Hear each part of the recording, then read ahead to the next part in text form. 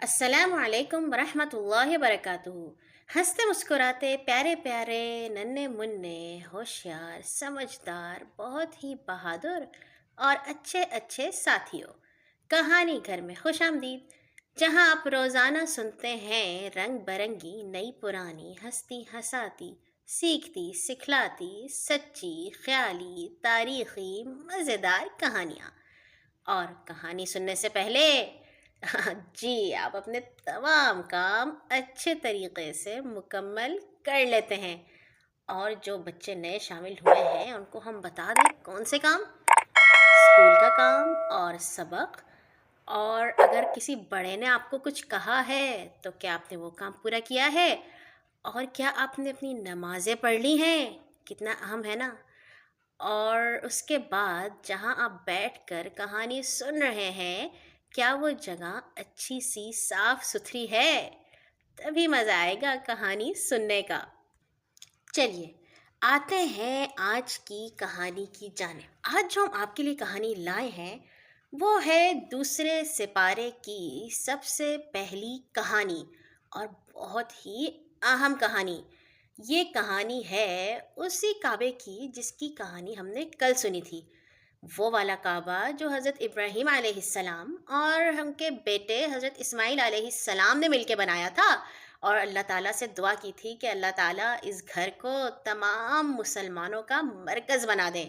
اور ان کو یہاں پہ بہت ساری نعمتیں اور پھل عطا فرمائیں۔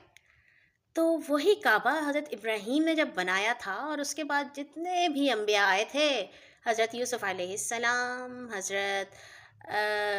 یعقوب علیہ السلام، حضرت داؤد، حضرت عیسیٰ، حضرت موسیٰ علیہ السلام، تمام انبیاء ادھر کعبے پہ آتے تھے، وہاں پہ حج کرتے تھے، وہاں پہ عمرہ کرتے تھے اور اللہ تعالیٰ سے دعا کرتے تھے۔ اور نبی صلی اللہ علیہ وسلم تو پیدا ہی مکہ میں ہوئے تھے جہاں پہ کعبہ بنا ہوا تھا۔ تو دوسرے سپارے میں آپ لوگوں کو پتہ ہے نا، سب کو، کہ سیقول السفہاء سے یہ سپارہ شروع ہوتا ہے، اور سیقول السفہاء کا مطلب ہے کہ یہ جو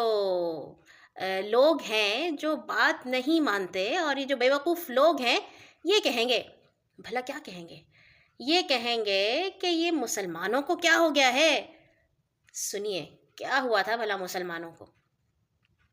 نبی صلی اللہ علیہ وسلم جب مکہ میں رہتے تھے تو اللہ تعالیٰ نے ان کو کہا تھا کہ آپ نماز پڑھا کیجئے۔ پہلے تو وہ 2 رکعت پڑھتے تھے، اور پھر اس کے بعد جب نبی صلی اللہ علیہ وسلم آسمانوں کی سیر کر کے واپس آئے، اس کی کہانی پھر سناؤں گی میں آپ کو۔ جب آسمانوں کی سیر کر کے واپس آئے تو اللہ تعالیٰ نے ان کو 5 نمازوں کا تحفہ دیا، جو ہم پڑھتے ہیں نا، فجر، ظہر، عصر، مغرب، عشاء۔ یہ 5 نمازیں اللہ تعالیٰ نے تحفہ دی تھی پیارے نبی صلی اللہ علیہ وسلم کو۔ اور پیارے نبی صلی اللہ علیہ وسلم یہ نماز اس طرح پڑھتے تھے کہ جب وہ کھڑے ہوتے تھے تو ان کے سامنے کعبہ بھی ہوتا تھا، اور ان کے سامنے بیت المقدس بھی ہوتا تھا۔ بیت المقدس والا کیا ہے؟ فلسطین میں وہ والی جگہ جہاں پہ حضرت موسیٰ نے اپنی قوم کو لے کے جانا تھا۔ بیت المقدس وہ والی جگہ تھی جہاں پہ اللہ تعالیٰ نے بہت سارے انبیاء کو بھیجا تھا، اور وہاں پہ حضرت سلیمان علیہ السلام نے ایک بڑا سارا عالیشان محل بھی بنایا تھا۔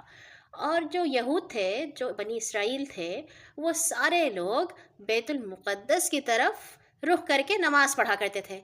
اور چونکہ حضرت محمد صلی اللہ علیہ وسلم بھی اسی دین کے پیروکار تھے جو لے کے آئے تھے حضرت موسیٰ اور حضرت ابراہیم، تو وہ بھی بیت المقدس کی طرف ہی منہ کر کے نماز پڑھتے تھے، مگر پیارے نبی یہ کوشش کرتے تھے کہ وہ ایسے رخ پہ کھڑے ہوں کہ ان کے سامنے کعبہ بھی آ جائے اور بیت المقدس بھی آ جائے، کیونکہ اللہ تعالیٰ نے انہیں یہ بھی نہیں کہا تھا کہ آپ نے کعبے کی طرف ہی رخ کرنا ہے۔ اب ہوا یہ کہ جب کفار نے نبی صلی اللہ علیہ وسلم کو اور ان کے ساتھیوں کو بہت ہی ستانا شروع کر دیا، تو پھر اللہ تعالیٰ نے کہا اب آپ ہجرت کر لیجئے۔ ہجرت کا مطلب ہے آپ یہ جو کفار کا جو ملک ہے نا، یہ جو کفار کا وطن ہے، اس کو چھوڑ کے ایسی جگہ پہ جائیے جہاں پہ آپ کے ساتھ بہت زیادہ مسلمان ہوں۔ تو حضرت محمد صلی اللہ علیہ وسلم مکہ چھوڑ کے مدینہ چلے گئے۔ اب جب وہ مدینہ گئے تو مدینہ کے جنوب میں تھا مکہ، اور اس کے شمال میں تھا بیت المقدس، یعنی کہ اگر ہم کھڑے ہوں تو ہمارے سامنے شمال ہے اور ہمارے پیچھے جنوب ہے۔ اب ایک ہی وقت میں ہم آگے اور پیچھے کا رخ تو نہیں کر سکتے، تو پیارے نبی صلی اللہ علیہ وسلم بیت المقدس ہی کی طرف رخ کر کے نماز پڑھتے تھے، مگر ان کا دل چاہتا تھا کہ اللہ تعالیٰ اب مجھے یہ کہہ دے کہ میں کعبے کی طرف منہ کروں، کیونکہ مدینہ میں بہت زیادہ یہودی تھے، جو بنی اسرائیل تھے نا، حضرت موسیٰ علیہ السلام کی قوم، وہ بہت زیادہ مدینہ میں رہتے تھے، اور وہ کہتے تھے دیکھا یہ آپ ہمارے ہی تو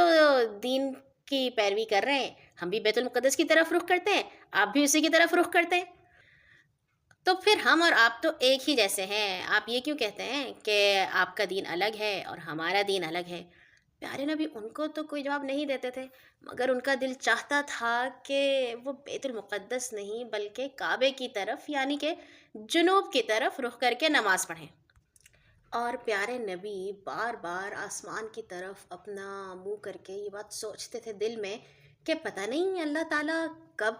قبلے کی تبدیلی کا حکم دے۔ قبلے کا مطلب ہوتا ہے جس جگہ کے سامنے ہم رخ کر کے کھڑے ہوں، جیسے ہم کسی کا استقبال کرتے ہیں نا، سامنے سے کرتے ہیں نا، منہ پھیر کے تو نہیں کرتے، تو قبلہ ایسا ہوتا ہے جو ہمارے بالکل سامنے ہو، اس کو کہتے ہیں قبلہ۔ تو جب سورۃ بقرہ میں اللہ تعالیٰ نے کعبے کی کہانی سنائی اور یہ بتایا کہ حضرت ابراہیم علیہ السلام اور حضرت اسماعیل علیہ السلام نے مل کے کعبہ بنایا تھا، تو پھر اس کے بعد دوسرے سپارے میں اللہ تعالیٰ نے حکم دیا کہ اب آپ کعبے کی طرف رخ کر کے نماز پڑھیں گے اور بیت المقدس کی طرف رخ نہیں کریں گے۔ یہ بھلا کس طرح ہوا تھا؟ سنتے ہیں۔ جب نبی صلی اللہ علیہ وسلم مدینہ آ گئے تو اس کے 1.5 سال بعد، تقریباً 17 یا 16 مہینے بعد، اللہ تعالیٰ نے وحی نازل کی، آیات نازل کی، اور اس میں اللہ نے کہا ہم دیکھ رہے ہیں بار بار کہ آپ آسمان کی طرف منہ کر رہے ہیں، ہم ضرور آپ کو پھیر دیں گے اس قبلے کی طرف جس میں آپ کی خوشی ہے، تو ابھی آپ پھیر دیجئے اپنا چہرہ مسجد حرام کی طرف۔ چنانچہ نبی صلی اللہ علیہ وسلم جو اس وقت قبیلہ بنی سلمہ کی مسجد میں ظہر کی نماز پڑھا رہے تھے،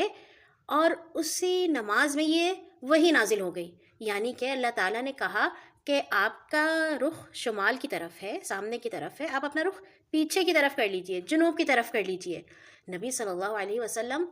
ظہر کی نماز پڑھے تھے نا، 4 رکعتیں، 2 رکعت پڑھ چکے تھے، 2 رکعت باقی تھیں، انہوں نے فوراً ہی اپنا رخ پھیر لیا، آگے کے لوگ پیچھے ہو گئے، پیچھے کے لوگ آگے چلے گئے،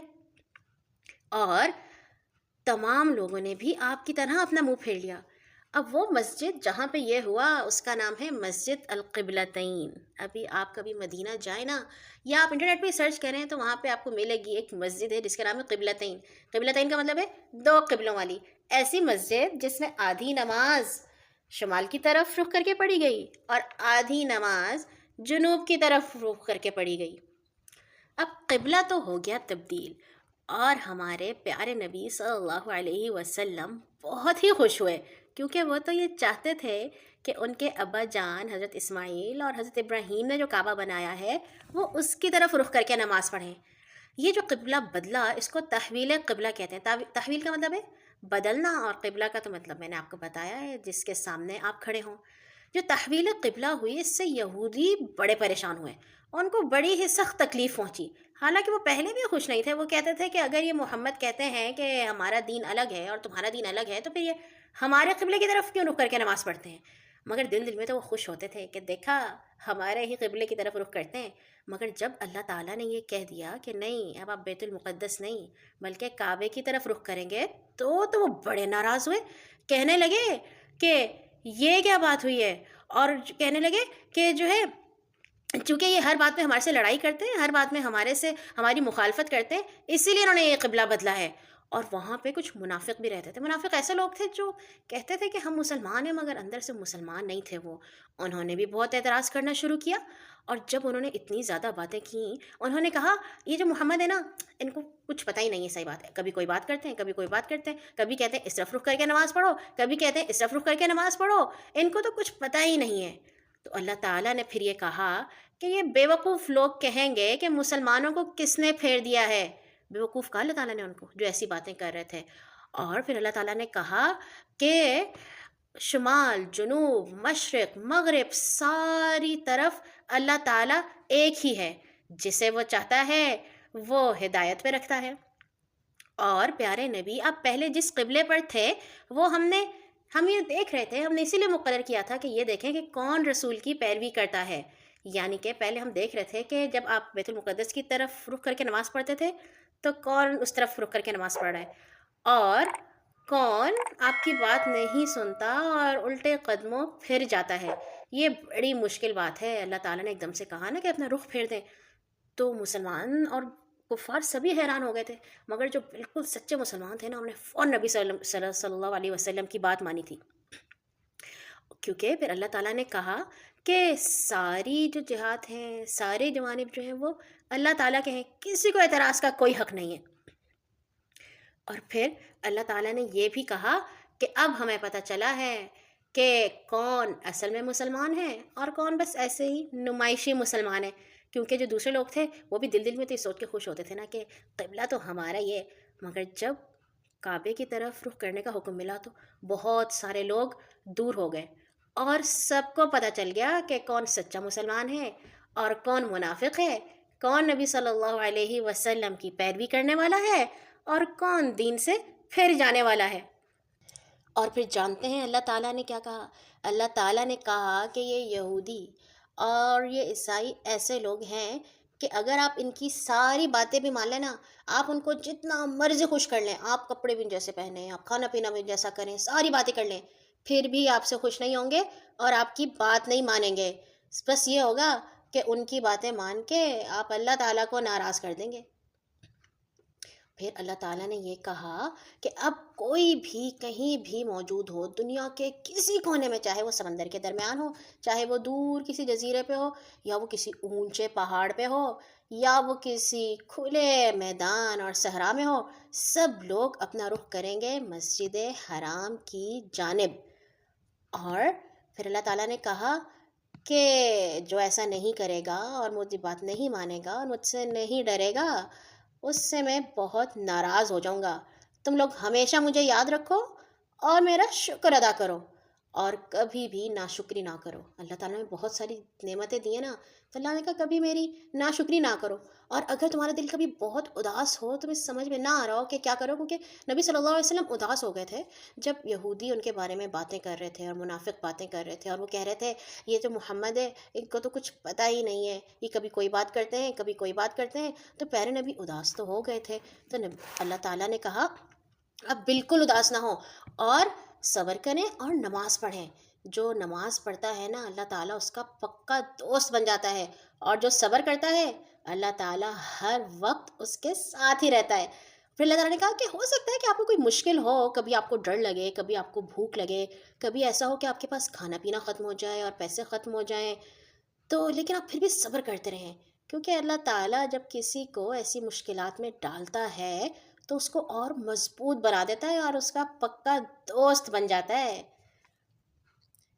اور پھر اس کے بعد اللہ تعالیٰ نے ایک اور ہمیں کہانی سنائی، وہ ہم انشاءاللہ کل سنیں گے۔ آج کے لیے اتنا ہی۔ تحویل قبلہ کی کہانی۔ اب تو آپ کو یاد رہے گا نا کہ تحویل قبلہ کا کیا مطلب ہے، اور آپ کو یہ بھی یاد ہوگا کہ پہلے کس طرف رخ کیا کرتے تھے اور پھر کس طرف کیا کرتے تھے۔ آپ لوگ آج نقشہ نکالیے گا اور پھر اس پہ دیکھیے گا کہ بھلا بیت المقدس کدھر ہے اور مدینہ کدھر ہے اور مکہ کدھر ہے، اور پھر آپ نشان بنائیے گا کہ پہلے ایسے نماز پڑھا کرتے تھے اور پھر ایسے نماز پڑھا کرتے تھے، پھر آپ کو سمجھ میں آئے گا انشاءاللہ تعالی۔ کل آئیں گے ایک اور نئی کہانی کے ساتھ۔ سونے سے پہلے اپنے لیے اور تمام مسلمانوں کے لیے دعا کرنا مت بھولیے گا۔ اللہ حافظ۔